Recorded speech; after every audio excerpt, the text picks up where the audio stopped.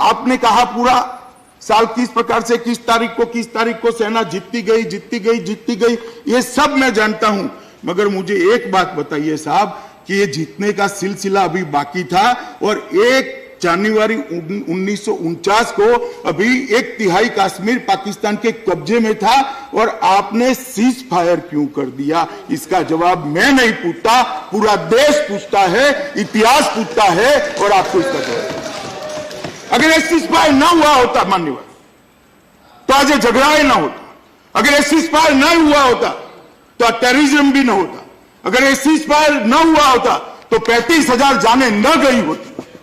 इसका मूल root cause वो सीज फायर है जो कल समय था सरदार पटेल ना बोलते थे, हम क्यों गए?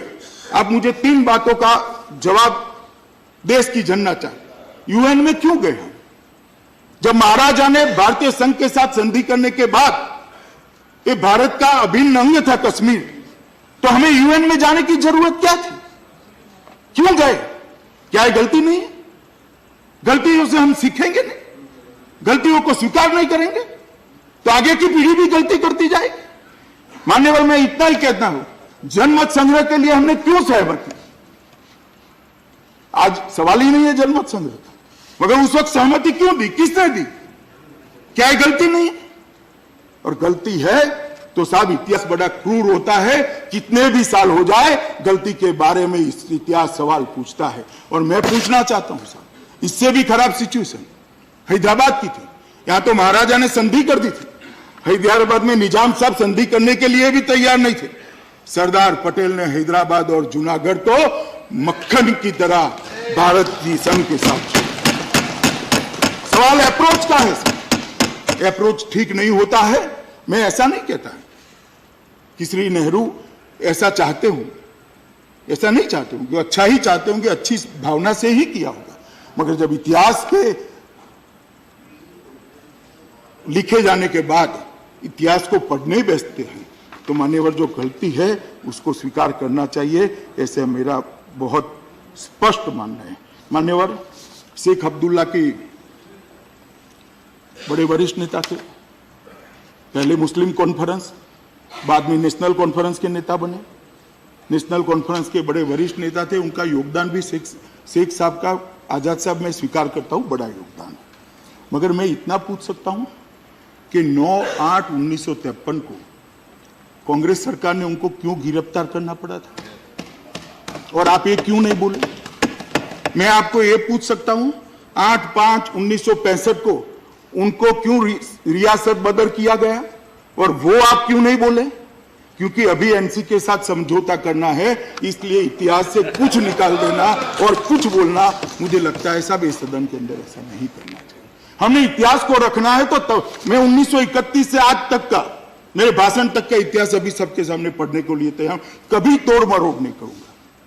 मेरे पास भी है, मैं भी पढ़ सकता हूं, मगर इतिहास के अंदर अच्छी लगे वो बातें बता देना और जो अपने लिए अच्छी न हो बातों को छिपा देना, मैं मानता हूं इस सदन के अंदर माननीय अध्यक्ष जी ये नहीं करना चाहिए। माननीय अध्यक्ष जी उन्होंने कहा टेलीविजन बंद कर दीजिए। भाई हम तो इमरजेंसी डालना नहीं चाहते, टेलीविजन चालू रहेगा फिर भी शांति होगी। गुलाम नबी साहब मैं बताता हूं आपको, जिसको जो दिखाना है वो दिखा दो। घाटी की अवाम का दिल हम जीतेंगे, उसको गले हम लगाएंगे और वो उनको गुमराह होने से हम, ये हमारा संकल्प। टेलीविजन बंद नहीं कर सकते, इसके बगैर ही हम करेंगे। और उन्होंने बताया कि 6% कर दो, चलो अच्छा सुझाव है भी, इस पर भी विचार करेंगे। अभी 4% बाकी है तो उसको करने में कोई हर्ज भी नहीं है, 50 तक पहुंचा जा सकता है। मगर मैं एक छोटा सा सवाल मान्यवर आपके माध्यम से उनको पूछना चाहता हूं कि आपने आनंद व्यक्त किया, आप भी जम्मू से हो, वहां से चुनाव भी जीते हो, कि अच्छा हुआ इंटरनेशनल बॉर्डर वालों को दे दिया, तो आप मुख्यमंत्री रहे तब क्यों नहीं दिया? यही मान्यवर जम्मू के लोगों के मन में खलता है, यही मान्यवर लद्दाख के लोगों के मन में खलता है। सम व्यवहार नहीं हुआ है और यही तुष्टिकरण ने घाटी का मानसिकता भी बिगाड़ने का काम। मान्यवर एक सब मेरा होने के बाद सुनेंगे सब। नहीं, आप नहीं बताया कि मुझे बताइए। मान्यवर सर, मान्यवर, मेरा भाषण होने के बाद बताइए। तो तो मैं इसलिए कह रहा हूं, मैं इसलिए कह रहा हूं कि इंटरनेशनल बॉर्डर पे सीज फायर वायलेशन सबसे मिनिमम होती थी।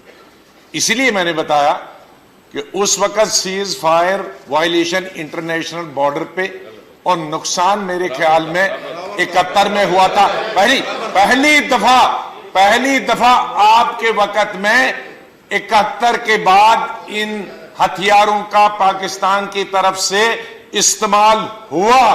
और यही है कि अगर पिछले 5 साल में देखेंगे 500 सीज फायर वायलेशन आपके वक्त में 5,500 cease fire violation. Ajay ji please, तो जब नुकसान हुआ तब इसकी जरूरत पड़ी।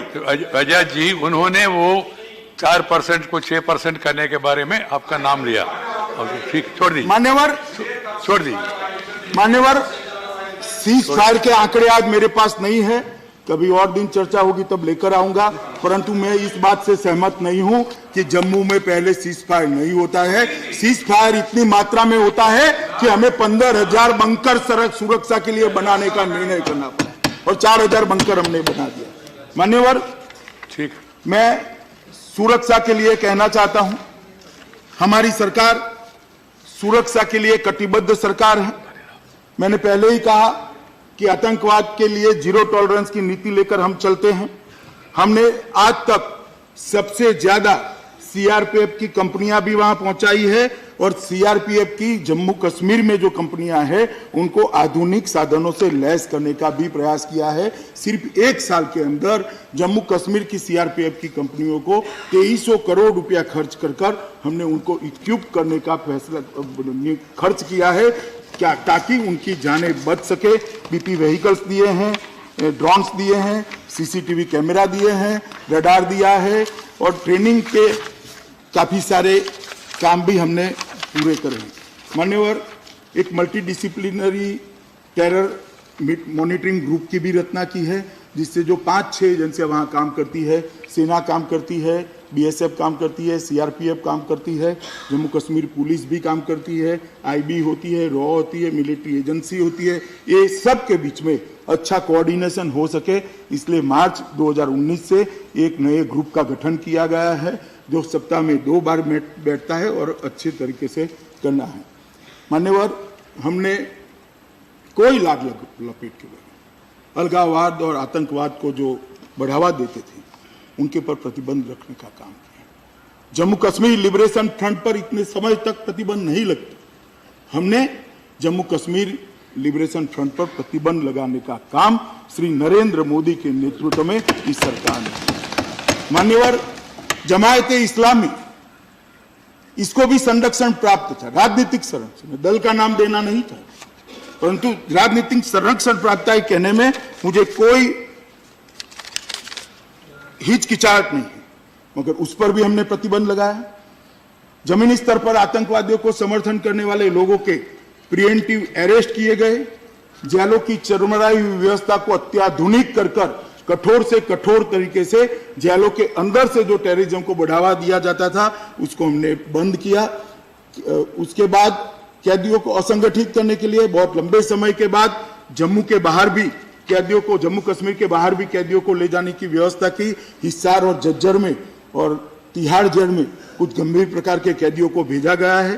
राज्य सरकार द्वारा सुरक्षा की पुनर्विचार किया। मान्यवर, बहुत महत्वपूर्ण, जो भारत के विरोध में बात करते थे, जम्मू कश्मीर के अवाम को गुमराह करते थे, उन लोगों को भी इतनी भारी सुरक्षा दी थी कि सुरक्षा बल सारे के सारे उनकी सुरक्षा करने में ही खर्च हो जाते थे, जनता की सुरक्षा नहीं हो पाती थी। लगभग 2000 व्यक्तियों की सुरक्षा को हमने रिव्यू किया, उसमें से 919 लोगों की सुरक्षा को कंप्लीटली विड्रॉ करने का काम ये भारतीय जनता पार्टी की सरकार ने किया, जिसमें 18 अलगाववादी नेता भी है। हाँ, ठीक है, हमारे नजरिए से कई लोग सहमत, नजरिए के साथ कई लोग सहमत नहीं होंगे, मगर मैं दृढ़ता से मानता हूं कि अगर अलगाववाद और आतंकवाद को रोकना है तो बहुत जरूरी कदम है, बहुत उपयोगी कदम है।